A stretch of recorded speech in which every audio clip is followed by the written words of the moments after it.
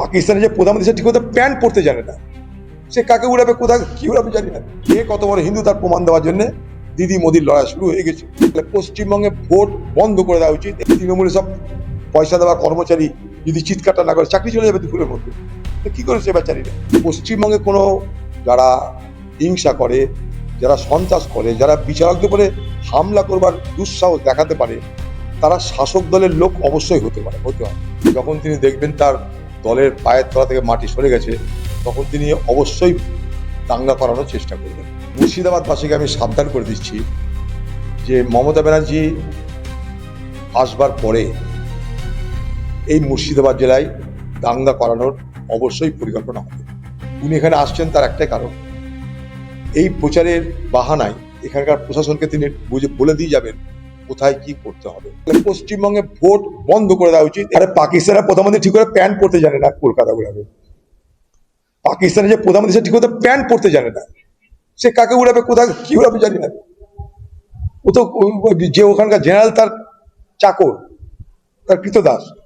আসিফ মুনির কথা বাইরে যাওয়ার ক্ষমতা আছে? প্যান্ট পরতে জানে না ঠিক মতো। এর আগেও আমি বলেছি, কতবার বলবো এক কথা, পশ্চিমবঙ্গে কোনো যারা হিংসা করে, যারা সন্ত্রাস করে, যারা বিচারকদের উপরে হামলা করবার দুঃসাহস দেখাতে পারে, তারা শাসক দলের লোক অবশ্যই হতে হবে। 2 আর 2 4 হতেই হবে। তাদের অবশ্যই শাসক দলের লোক হতে হবে। তাই যারা করেছে তাদের সঙ্গে শাসক দলের সম্পর্ক অবশ্যই আছে। তার পাশাপাশি মানুষের ক্ষোভ, অনিশ্চয়তা, মানুষের নাম না থাকা যন্ত্রণা, সেটাকে পুঁজি করছে তৃণমূল পার্টি। তৃণমূল পার্টি পুঁজি করছে, তাই আজকে জটিলতার সৃষ্টি হলো। সরকার যদি, প্রশাসন যদি, পশ্চিমবঙ্গের মুখ্যমন্ত্রী যদি সতর্ক হতেন, তাহলে আজকে এই মানুষগুলোকে এই অনিশ্চয়তার মধ্যে থাকতে হতো না। নির্বাচন কমিশন এসআইআর কি করবে মানুষ জেনে গেছে। রক্ষা করার জন্য যারা ভরসা করেছিল বাংলার মুখ্যমন্ত্রীর করে, বাংলার মুখ্যমন্ত্রী নির্বাচন কমিশনের সঙ্গে তাল মিলিয়ে পরিস্থিতিকে জটিল করে দিয়েছেন, এবং এর দায় তিনি এড়াতে পারেন না। এখন তিনি আবার নির্বাচনের আগে এই এসআরকে কেন্দ্র করে এই বাংলায় আরেকটা বিভাজনের রাজনীতি করার চেষ্টা করছে। বাবার যে মুখ্যমন্ত্রী মুর্শিদাবাদে রোড শো করা মানে বা মিটিং মিছিল করা মানে, যখন তিনি দেখবেন তার দলের পায়ের তলা থেকে মাটি সরে গেছে, তখন তিনি অবশ্যই দাঙ্গা করানোর চেষ্টা করবেন। মুর্শিদাবাদবাসীকে আমি সাবধান করে দিচ্ছি যে মমতা ব্যানার্জি আসবার পরে এই মুর্শিদাবাদ জেলায় দাঙ্গা করানোর অবশ্যই পরিকল্পনা হবে। উনি এখানে আসছেন তার একটাই কারণ, এই প্রচারের বাহানায় এখানকার প্রশাসনকে তিনি বলে দিয়ে যাবেন কোথায় কি করতে হবে, কোথায় সন্ত্রাস, কোথায় দাঙ্গা, এগুলো পরামর্শ দিয়ে তিনি যাবেন। গত লোকসভা নির্বাচনেও এই মুর্শিদাবাদে এসে তিনি তাঁর দলের বিধায়কদের বলে গিয়েছিলেন যে অধীর চৌধুরীকে হারাতে দাঙ্গা করো। এটা আমি না, তাঁর দলের বিধায়ক স্বীকার করছে। ঠিক একই জিনিস এবারেও করবেন তিনি, কারণ তিনি জনগণের প্রকরণে জিততে চান এবং সেই জেতার জন্য তিনি সব পন্থা অবলম্বন করতে চান।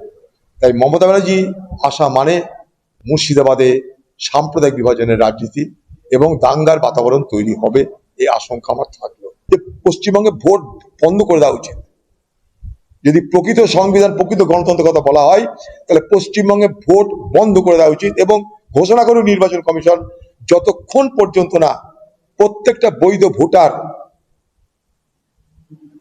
ভোট দেওয়ার অধিকার পাচ্ছে, ভোটার তালিকায় নাম উঠছে, ততক্ষণ ভোট করানো বন্ধ থাকতে হবে। আমি মনে করি এটাই সঠিক পন্থা হওয়া উচিত। এটাই সংবিধানের তরফ থেকে যারা দায়িত্ব নিয়েছে তাদের পক্ষ থেকে এই বার্তা আসা উচিত। কারণ ভোট দেওয়ার অধিকার মানুষের বৈধ অধিকার। সেই বৈধ অধিকার কার দোষে কাটা যাচ্ছে, হারাচ্ছে। একটা মানুষের ভোট দেওয়ার যে বৈধ অধিকার সংবিধান দিয়েছে, রাইট টু ভোট, সেই ভোট দেওয়ার অধিকারটা কাদের দোষে হারাচ্ছে মানুষ? হারাচ্ছে নির্বাচন কমিশন, রাজ্যে উভয়ের দোষে, উভয়ের উদাসীনতায়। ভারতবর্ষের প্রধানমন্ত্রী বলবে যে দেশে মুসলমান বেড়ে গেল, হিন্দু কমে গেল, আর দিদি বলবে আমি আজ কোনো চিন্তা নেই, মন্দির করে দেবো যেখানে যেখানে প্রয়োজন। আর মুসলমানদেরকে বলবে যে মসজিদ করতে গেলে লখনৌ যেতে হবে, এখানে কিছু করা যাবে না। আর ওয়াকফের বিরুদ্ধে আন্দোলন করতে গেলে দিল্লি যেতে হবে। খেলা তো শুরু হয়ে গেছে। কে কত বড় হিন্দু তার প্রমাণ দেওয়ার, কে কত বড় হিন্দু তার প্রমাণ দেওয়ার জন্য দিদি মোদির লড়াই শুরু হয়ে গেছে। আর সেখানটা মুসলমানদের জন্য বাংলার মুখ্যমন্ত্রী কুমিরের কান্না আমরা দেখতে থাকবো। কেউ বিক্ষোভ দেখাতেই পারে। জব হাতি চালে বাজার তো কুত্তা ভুকে আছে, তো কি করবো? কোথায় কে আনাচে কানাচে বিক্ষোভ দেয়, তা আমি কি করতে পারি? দেখাবে। আমার প্রচারে কেউ ডিস্টার্ব করলে আমি ঢুকে যাব। মানুষের যাওয়ার রাস্তা আমার কাছে খোলা, সেই যাওয়ার রাস্তায় কেউ কোনো বাধা মানব না। বাকি হাজারটা লোক চিৎকার করতে পারে। তৃণমূলে সব পয়সা দেওয়া কর্মচারী যদি চিৎকারটা না করে, চাকরি চলে যাবে দুপুরের মধ্যে। তো কি করে সে বেচারীরা? সব ক্যাজুয়াল কর্মী, সব চিনি তো আমরা। ক্যাজুয়াল কর্মীদের দিয়ে বিক্ষোভ দেখাচ্ছে। যদি বিক্ষোভটা না দেখায়, ক্যাজুয়াল কর্মী চাকরিটা দুপুরের মধ্যে চলে যাবে। তাই যারা বিক্ষোভ দেয় তাদের মধ্যে কোনো ক্ষোভ নাই। বাংলাতে বোমার শিল্পীরই সব থেকে বড় পরিচয় বাংলার এই মুহূর্তে। বাংলার মুখ্যমন্ত্রী মমতা ব্যানার্জি এবং তার দলবল বোমার শিল্প তো তৈরি করেছে, বোমা পিস্তল এগুলো তো পাওয়া যাবেই। নির্বাচন আসছে, ভয় দেখাতে হবে, বোমাবাজি করতে হবে। এটা নির্বাচন কমিশনকে আমরা সবসময় বলেছি, আজও বলবো।